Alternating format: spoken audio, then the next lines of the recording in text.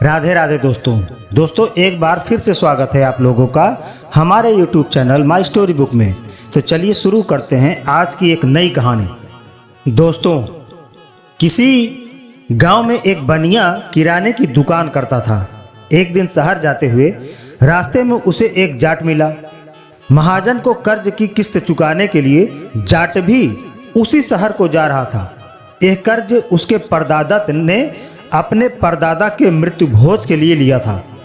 100 रुपए का कर्ज सूद जुड़ते जुड़ते 50 बरस में बढ़कर 1000 रुपए हो गया। बेचारा जाट इस चिंता में डूबा चला जा रहा था कि पुरखों की जमीन को साहूकार के पंजे से कैसे छुड़ाए कि सहसा उसने बनिए को कहते सुना, अय चौधरी, कहाँ जा रहे हो? महाजन को किस्त चुकाने? अपने खेत छुड़ाने के लिए कुछ करते क्यों नहीं? जाट ने कहा, कुछ समझ नहीं पड़ता साहजी, मेरे परदादा ने 100 रुपए लिए थे जो बढ़कर 1000 रुपए हो गए हैं। मेरे पास ज्यादा जमीन भी तो नहीं है। आप ही बताइए, कर्ज चुके तो कैसे? इसकी ज्यादा चिंता मत करो, जो भाग्य में लिखा है होकर रहेगा, इसे भूल जाओ और मन बहलाने के लिए कहानी सुनते सुनाते चलते हैं। इससे रास्ता आराम से कटेगा। क्या कहते हो? ठीक है, होनी पर रोने धोने से क्या फायदा। चलो कहानियों से जी बहलाते हैं, पर एक शर्त है। कहानी चाहे सरासर झूठी और बेतुकी ही क्यों ना हो, हम में से कोई उसे झूठी नहीं कहेगा। हम में से जो दूसरे की कहानी को झूठी कहेगा उसे 1000 रुपए देने पड़ेंगे। बनिए ने कहा, मंजूर, पर पहले मैं सुनाऊंगा। फिर उसने यूं कहानी शुरू की। तुम तो जानते हो कि मेरे परदादा बनियों में सर्वश्रेष्ठ थे। वह बहुत धनवान थे। सही साहजी, बिल्कुल सही, जाट ने कहा। एक बार मेरे महान परदादा 40 जहाज लेकर चीन गए। वहां उन्होंने अनमोल हीरे मोतियों का कारोबार किया। सही साहजी, बिल्कुल सही। वहां वह कई बरस रुके और ढेरों धन कमाया। जब वह वहां से वापस आए तो अपने साथ कई अजब गजब चीजें लाए। उनमें एक बोलने वाली सोने की पुतली भी थी। वो ऐसी कुशलता से बनाई हुई थी कि हर सवाल का जवाब देती थी। सही साहजी, बिल्कुल सही। बहुत से लोग उन अनोखी पुतली से अपना भाग्य जानने आए और उसके जवाबों से पूरी तरह संतुष्ट होकर गए। एक दिन तुम्हारे परदादा भी बोलने वाली पुतली से कुछ पूछने के लिए मेरे परदादा के पास आए। तुम्हारे परदादा ने पूछा कि सबसे बुद्धिमान जाति कौन सी है? तो पुतली ने जवाब दिया, बनिया। फिर उन्होंने पूछा कि धरती पर सबसे मूर्ख जाति कौन सी है? पुतली ने कहा, जाट। तुम्हारे परदादा ने आखिरी सवाल पूछा, हमारे खानदान में सबसे बड़ा मूर्ख कौन होगा? पुतली ने तुरंत जवाब दिया, चौधरी लाहरी सिंह। सही साहजी, बिल्कुल सही। हालांकि बनिए का व्यंग उसके दिल में चुभ गया।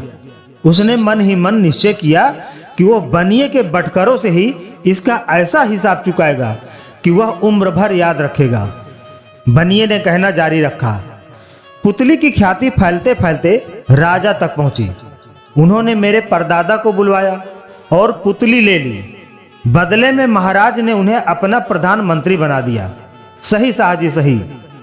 बरसों तक उन्होंने महाराज की सेवा की। जब वह वृद्ध हो गए तो उनके स्थान पर मेरे दादा प्रधानमंत्री बने। वह बहुत ठाट बाट से रहते थे और राजकाज की तरफ कुछ कम ध्यान देते थे। इससे महाराज नाराज हो गए और उन्हें पागल हाथी के आगे फेंकवा दिया। पर मेरे दादा को देखते ही हाथी शांत हो गया। उन्हें झुककर प्रणाम किया और उन्हें सूंड से उठाकर अपनी पीठ पर बिठा लिया। सही साहजी, सही। यह देखकर महाराज बहुत प्रभावित हुए। उन्होंने मेरे दादा को पद पर बने रहने को कहा और उन्हें पुरस्कारों से लाद दिया। मेरे दादा के देहांत के बाद मेरे पिता प्रधानमंत्री बने, पर उन्हें यह काम पसंद नहीं था, सो इस्तीफा देकर वह दिसावर चले गए। इस यात्रा में उन्होंने कई अजूबे देखे, जैसे पेड़ से उल्टा लटकने वाला एक पैर का आदमी, एक आंख का दैत्य, हरे बंदर वगैरह वगैरह। एक दिन मेरे पिता ने एक मच्छर को अपने कान के पास भनभनाते देखा, जो उन्हें काटने की ताक में था। उनके समझ में नहीं आया कि वह क्या करें, तुम तो जानते हो कि हम बनिए किसी जीव को नहीं मारते। सही साहजी सही।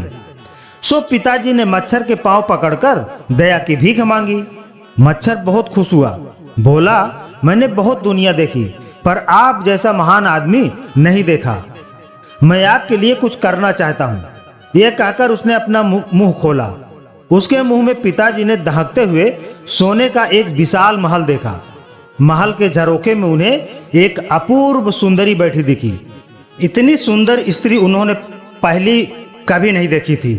उसके एकदम पीछे उन्होंने एक किसान को देखा जो उस पर हमला करने ही वाला था। मेरे पिता वीरता के लिए विख्यात थे। वह तुरंत मच्छर के मुंह में कूद पड़े और उसके पेट में घुस गए। वहां इतना अंधेरा था कि हाथ को हाथ नहीं सूझता था। सही साहजी, बिल्कुल सही, जाट ने कहा। थोड़ी देर बाद आंखें अंधेरे की कुछ अभ्यस्त हुई तो पिताजी ने महल, राजकुमारी और नीच किसान को फिर देखा। पिताजी किसान पर टूट पड़े, जो कोई और नहीं तुम्हारा बाप था। मच्छर के पेट में वे पूरे 1 बरस लड़ते रहे। आखिर में तुम्हारे बाप ने पिताजी के पैर पकड़कर दया की भीख मांगी। पिताजी बहुत दयालु थे, उन्होंने उसे छोड़ दिया। पिताजी ने राजकुमारी से शादी की और महल में रहने लगे। वहीं मेरा जन्म हुआ। तुम्हारे बाप को पिताजी ने अपनी सेवा में रख लिया। वह रात दिन फाटक पर चौकीदारी करता था। जब मैं 15 साल का हुआ तो महल पर उबलते हुए पानी की बरसात हुई।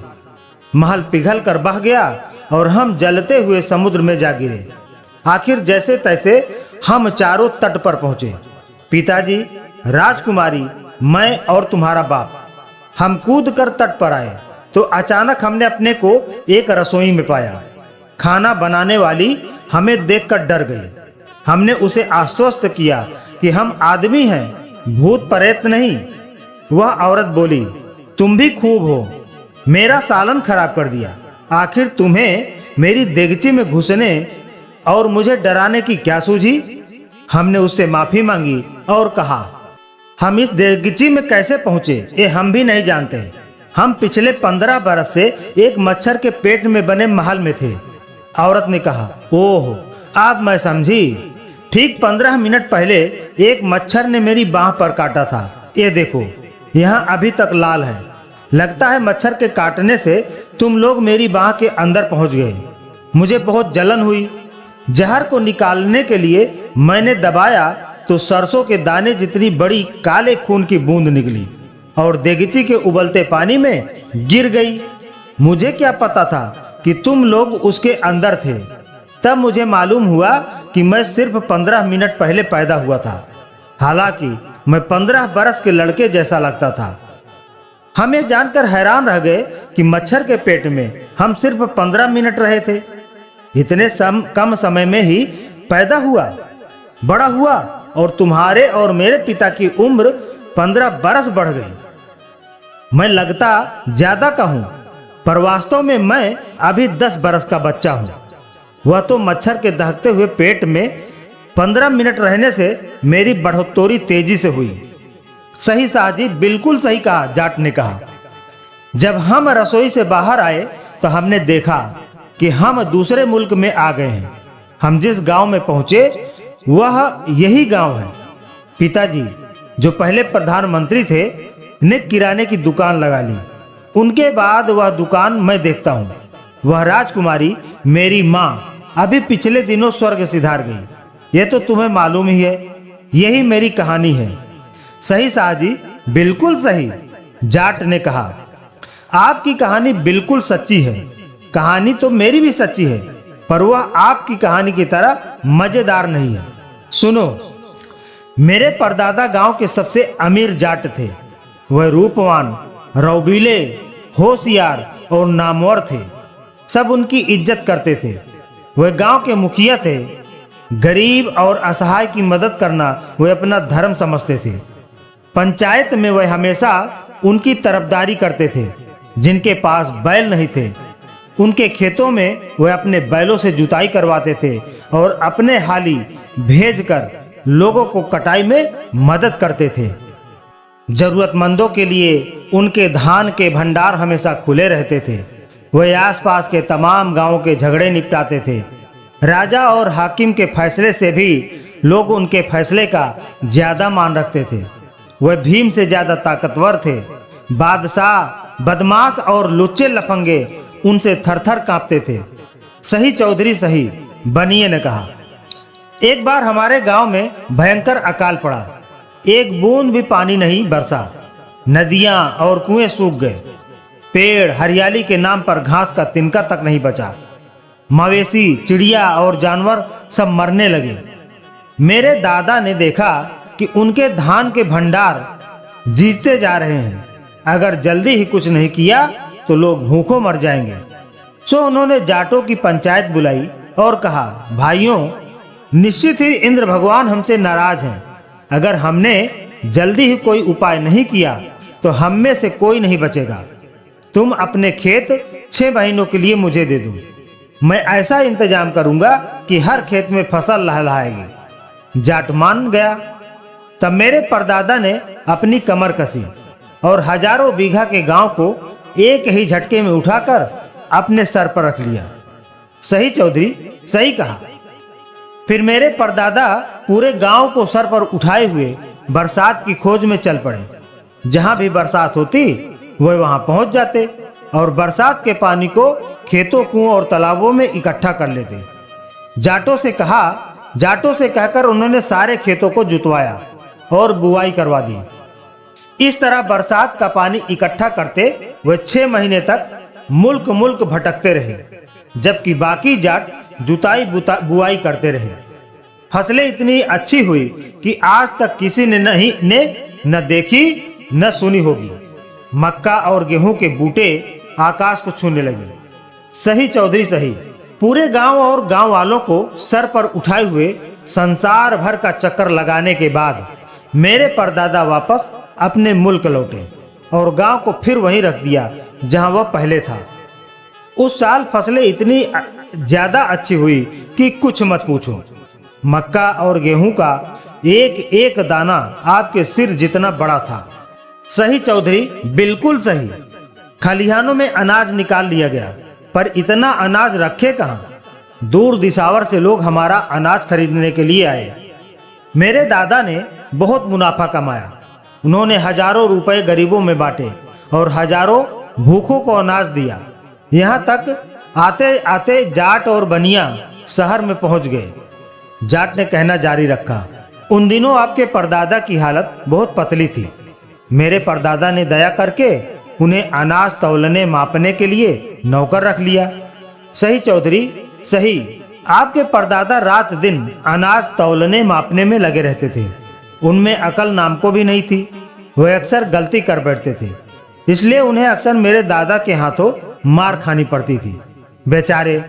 सही चौधरी सही। इस समय तक वे उस महाजन की पेड़ी पर पहुंच गए जिससे जाट ने कर्ज ले रखा था। महाजन ने राम राम करके ग्राहकों का अभिवादन किया और बैठने को कहा, पर उस पर कोई ध्यान नहीं देते हुए जाट ने कहना जारी रखा, तो शाह जी, मेरे परदादा ने अपनी सारी फसल बेच दी तो तोलने मापने को कुछ नहीं रहा। सो आपके परदादा को नौकरी से हाथ धोना पड़ा। जाने से पहले उन्होंने मेरे परदादा से 100 रुपए उधार मांगे। उदारता बस मेरे परदादा ने आपके परदादा को कर्ज दे दिया। सही चौधरी सही। ठीक। जाट ने आवाज को तेज करते हुए कहा ताकि महाजन भी सुन ले, वह रुपए आपके परदादा ने लौटाए नहीं। सही चौधरी सही। न तो आपके दादा ने वह कर्ज चुकाया और न आपके पिता ने और न आज तक आपने ही हिसाब चुकता किया। सही चौधरी सही। वह 100 रुपए ब्याज और चक्रवृद्धि ब्याज मिलाकर अब पूरे 1000 रुपए हो गए जो आपको मुझे देने हैं। सही चौधरी सही। सेठ जी और दूसरे गांव के गवाहों के सामने आपने कर्ज कबूल किया है। वह 1000 रुपए क्या आप सेठ जी को देने का कष्ट करेंगे ताकि मेरे गिरवी रखे खेत मुझे वापस मिल जाए? बनिए पर जैसे बिजली गिरी, इधर गिरे तो कुआं और उधर गिरे तो खाई। अगर वो ये कहता है कि वो मनगढ़ंत और झूठी कहानी थी तो शर्त के मुताबिक उसे 1000 रुपए देने होंगे, और अगर वह उसे सही मानता है तब भी उसे 1000 रुपए देने होंगे। सोना चाहते हुए भी उसे 1000 रुपए जुर्माना भरना ही पड़ा। इसका उसे इतना दुख हुआ कि जिंदगी भर पछतावे की फांस उसके कलेजे में कड़कती रही। तो दोस्तों, आपको हमारी ये आज की मजेदार कहानी कैसी लगी, एक प्यारा सा कमेंट जरूर कीजिए। अगर कहानी पसंद आई हो तो वीडियो को लाइक करके हाइप करें और ज़्यादा से ज़्यादा शेयर करें। चैनल को सब्सक्राइब जरूर कर लें। मिलते हैं अगले कहानी में, तब तक के लिए अपना ख्याल रखिए। आपका बहुत बहुत धन्यवाद।